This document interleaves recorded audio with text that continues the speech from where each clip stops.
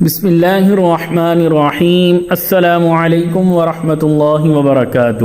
اس سے پہلے والی ویڈیو میں ہم یہ بیان کر رہے تھے کہ کس طرح سے دمشق کا قلعہ فتح ہوا اور حضرت خالد بن ولید رضی اللہ تعالی عنہ اور حضرت ابو عبیدہ بن جراح رضی اللہ تعالی عنہ نے تمام اہل دمشق کو امان دی، اور حاکم طومہ نے اس بات کی اجازت چاہی کہ وہ اپنے ساتھ مال و اسباب لے کر جانا چاہتا ہے، اور حضرت خالد بن ولید رضی اللہ تعالی عنہ نے اس کی درخواست کو منظور کیا، اور آپ نے اسے حکم دیا کہ وہ 3 دن کے اندر اندر جہاں چاہتا ہے چلا جائے، اگر وہ اس کے بعد بھی ہمارے ہاتھ لگا تو ہم اس کے ساتھ جو چاہیں گے سلوک کریں گے۔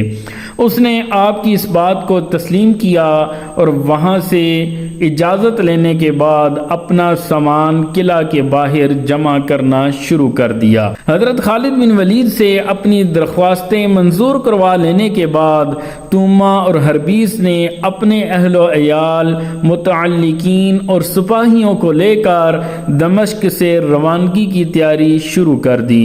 قلعہ کے باہر ایک بڑا خیمہ کھڑا کیا گیا۔ طومہ کے حکم پر اس کے سپاہیوں نے طومہ کا قیمتی مال و اسباب خیمہ میں جمع کرنا شروع کیا۔ طومہ کا مال و اسباب کیا تھا؟ ایک بہت بڑا خزانہ تھا۔ سونے کا کام کیا ہوا ریشمی کپڑا 300 بوجھ کا تھا۔ سونے چاندی کے برتن، زیورات، جواہرات، صندوقیں بھر بھر کے لے جا رہے تھے۔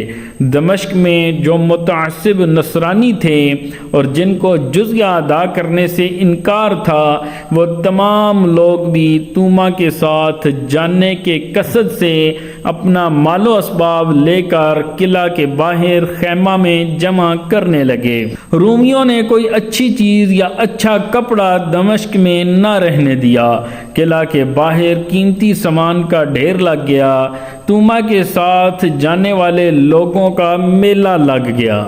5000 رومی سوار طومہ کے خیش و کارب، اہل و عیال، معتصب نصرانی، گبر، کس، بطارکہ وغیرہ مل کر ساتھ ہو لیے۔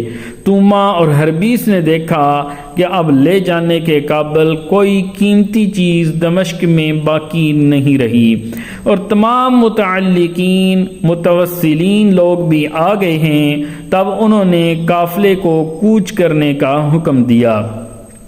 کلمات کفر بلند کرتے ہوئے اور ناقوس بجا بجا کر انجیل سے مدد طلب کرتے ہوئے دمشق سے روانہ ہوئے۔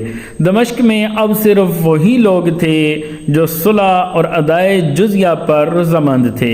حضرت خالد بن ولید نے اہل دمشق کے سامنے امان کا وعدہ دہرایا، اور اہل دمشق نے اسلامی لشکر کو شہر دمشق کا قبضہ سپرد کر دیا، اور دمشق فتح ہوا۔ اور 11 دن بعد مدینہ طیبہ میں امیر المؤمنین حضرت سیدنا حضرت ابو بکر صدیق رضی اللہ تعالی عنہ نے رحلت فرمائی۔ اب تک مسلمانوں کے ہاتھوں فتح ہونے والے 8 مقامات ہیں: ارکا، سخنہ، تدمر، حوران، بصرہ، بیت اللیہ، اجنادین اور دمشق۔ جب حاکم طومہ وہاں سے نکل گیا تو اس کے بعد حضرت خالد بن ولید رضی اللہ تعالی عنہ نے حاکم طومہ کے پیچھے جانے کا قصد کیا، اور مجاہدوں کو اس کے لیے تیار رہنے کا حکم دیا۔ کیا وہ اس بات میں کامیاب ہوئے یا نہیں ہوئے، یہ ساری تفصیل ہم انشاءاللہ آپ کو نیکسٹ ویڈیو میں بتائیں گے۔ دعاؤں میں ہمیں یاد رکھیے گا۔ اجازت دیجیے، اللہ حافظ۔